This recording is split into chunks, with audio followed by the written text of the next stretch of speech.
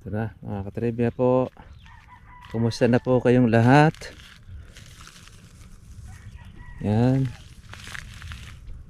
Lumilintog na po ang ating kalamansi.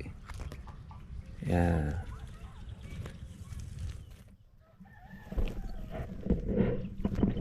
Masarap po kayo mga katribya at welcome po sa aking YouTube channel. At medyo kumukulimlim po ang panahon.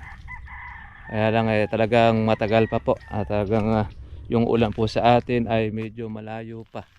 Pero alam po natin, yan, pagka naibagsak po yung ating ulan ay laki po ang ginhawa ng ating mga ka-farmers.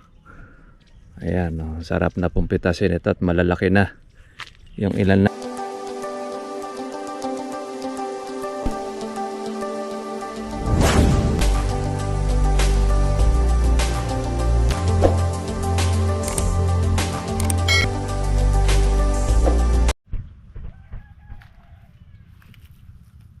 Ito na mga katribya po.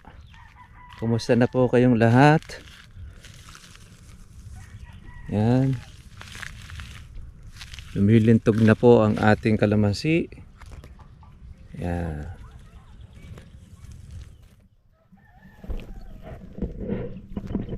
Masarap po kayo mga katribya at welcome po sa aking YouTube channel. At medyo kumukulimlim po ang panahon.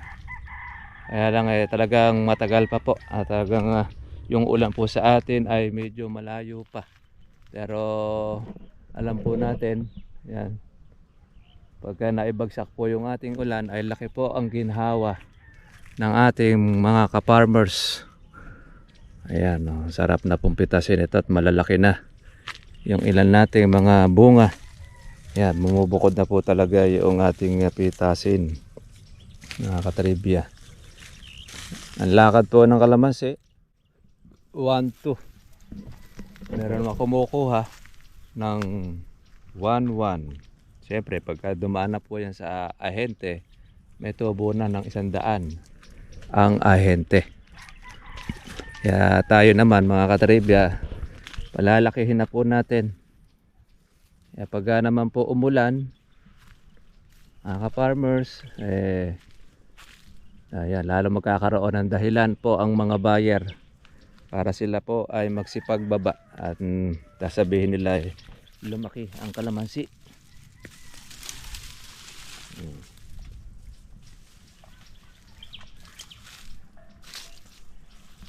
Yung mga bulaklak ng ating kalamansi ay tagtag na ang marami. At talaga nangangailangan na talaga ng ating patubig. Yan, yung mga buko.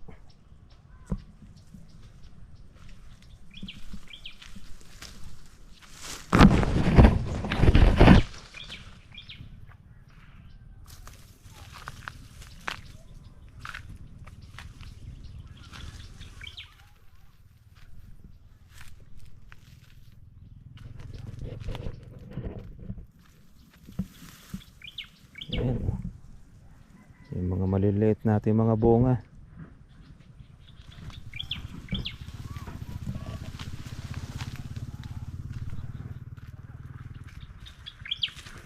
Anong sipag na bulaklak yung ating mga damo. Oh, yan.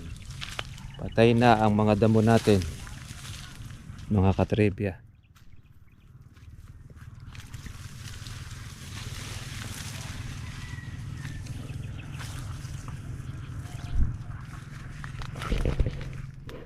Alam niyo mga ka-farmers, pagkakalamansi, hindi ka mainipin.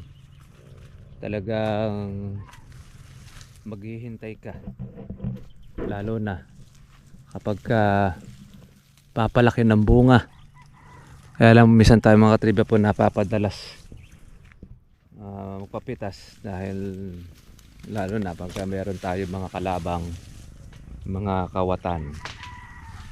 Kaya napapaobliga na po natin na pitasin ang ating kalamansi. Pag nakatikim ito ng ating ulan ay lilintog na po lalo. Halos mag-apat na buwan na mga katribya po itong ating mga naunang bunga nito. Kasi para ang kalamansi ay maging maganda po ang size niya na ating pong pipitasin. Pag umabot ng 4 months, malintog na po ang ating kalamansi. Talagang po pwede na siyang pitasin. Pero pagka hindi po 4 months, dumalaga pa siya, ay talagang hindi pa siya po pwedeng pwersahin. Ito, magpo 4 months na siya pagtungtong po ng June 5. Kasi noong tayo po yung magpabulaklak, halos nasa kuwan na po. Itong February na rin halos. Kaya sa June 5 po kuwan na po ito. 4 na buwan na yung bunga. Kaya 1 week. Ito yan.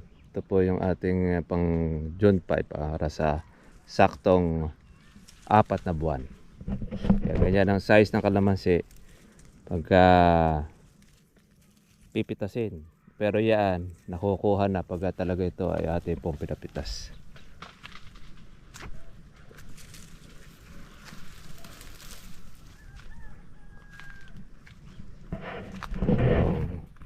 Talilong.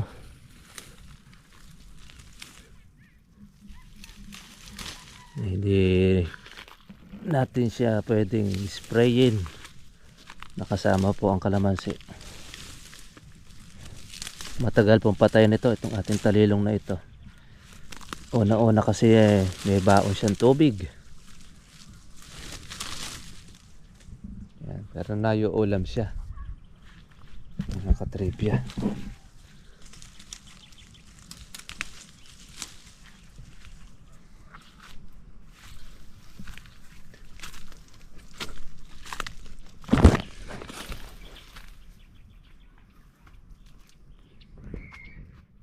Yan, may mga lumilipad. Lipad-lipad nating mga white flies. Dahil hindi po siya nauulan. Pwede na rin ito mga katribya. Pwede na mapitas.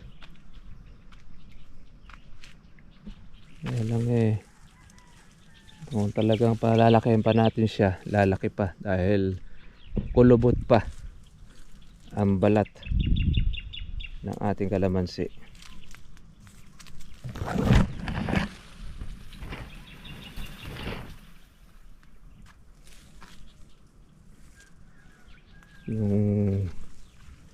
Yung mas nauna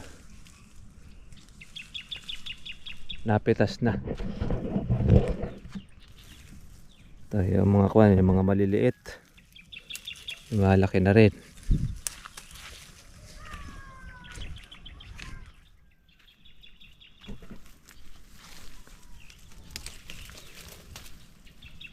Ganda-ganda na po mga trivia po ang presyo. 1,112. Malamang niyan bukas ay po pwede na siya maging 1,1 yan. Pero pagka wala pong makukuha ng mga bunga, posible pang tumaas. Depende po kasi yan mga katribya po sa nakukuhanan. Pagka konti ang nakukuhang kalamansi, tataas ang presyo. Pero pagka marami po ang nakukuhanan, bababa ang presyo ng kalamansi. Importante, meron kang inaabangan. Ayan yan.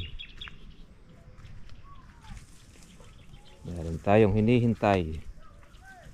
Pulo-pulo lang halos yung mga kuha natin bunga. Yung nagtuloy. Pero yung susunod naman mga katribya po ang marami. Kaya kayang-kaya na po niya na masuplayan ang ating pangangailangan.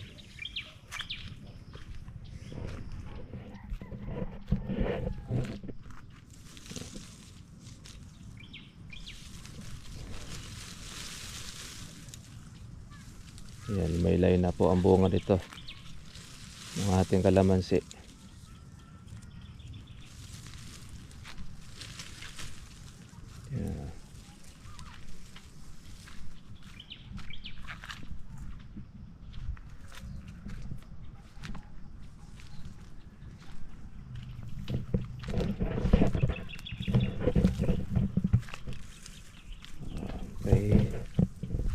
farming sa ating po mga katribya.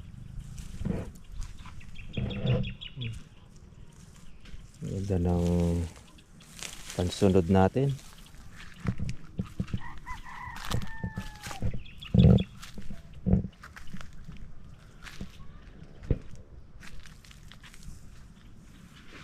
At tsaga-tsaga lang. Kaya medyo marami-rami rin po ito. Meron na tayong pambawi sa ating mga ginastos. At least kikita pa rin naman tayo. Okay mga katribya, kamusta na po sa lahat po ng ating mga ka-farmers. At di pa po tayo nakakapag patubig uli. Alin natin baka po yan, hinihintay nating ulan ay maibuhos na. Dahil po sa sobrang init ng panahon. Grabe. Continuous lang, tuloy-tuloy lang mga farmers. Paano po? Magandang hapon sa atin lahat. Kita-kita lang po tayo po bukas para susunod po natin vlog. God bless po sa inyo lahat. Bye bye.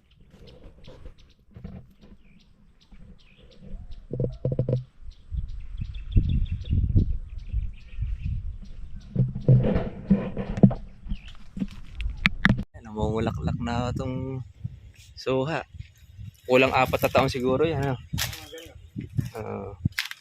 Pwede pala magtanim ng suha na ito. Ayan. Pakita na siya ng bulaklak. May kumpul-kumpulan. Alam mo, yan. Sabi ko magtutuloy pala ito, malulumpo siya. Sabagay, maglalagas naman ito. Dami pala niya magbulaklak. May daig pala kalamansi. Napakaraniwang bulaklak niya, isa-isang ganyan. Oo. Kumpul-kumpul na ganyan. Pero yun, kumpul-kumpul. Baka naman kayo hindi suha ito. Ang alalaman niya magkaragbunga siya. Ayun, dami. Kami bagong kinukuhan dyan na hindi ganyan. May mabango naman to. Mabango rin yan Ay, para pala isang Ay, kalamansi. parang kalamansi. Parang yung amoy kampupot. Abay, lahat ng sulok ay may bulaklak. Galing nga. Ngayon pala yung panahon ng suha niya. Dahil bulaklak September yan. September ang kuwan itong suha. Siguro yun ang panahon ng suha. Ay, nakadami yun. Kung itutuloy nito yun, mamamatay itong bigla. Sa dami ng bulaklak. Sa bagay, maglalagas naman yan. First time niya yan. First time niya malaklak. Hindi ko ito, seedling ito. Oo. Kaya may tinik ang katawan Kaya may tinik. Ayan, binawasan pa yung tinik niya. Yan kusang tumubo. Oo. Yung mga pinagkainan namin. Pinagkainan, yan hagisan. Alis yung mga buto. Oo. Atin mo, akala ko nung una, di na mamulaklak ito, di mamumunga. Total lilim lang naman siya. Ayan, nagpapakita na siya ng bunga pala. Takot mapulak Parang avocado. Nagbunga rin siya, kung di siya magbubunga. Ngayon, ayan, dahil bulaklak sa kuwan. Sa bawat dulo, kumpul-kumpulan. Mga kakabumulaklak na siya, isa lang Tsaka alam ko dyan, mga kuwan pa, mga 7 taon pa. Parang kalamansi Oo. Yan kumpul Kumpul-kumpulan. Akala mo tuloy kuwan yung dapurak Bulaklak pala. Alam niyo kampanyang kuban, halaman. Na gano'n, kumpul-kumpulan siya. Kumpul.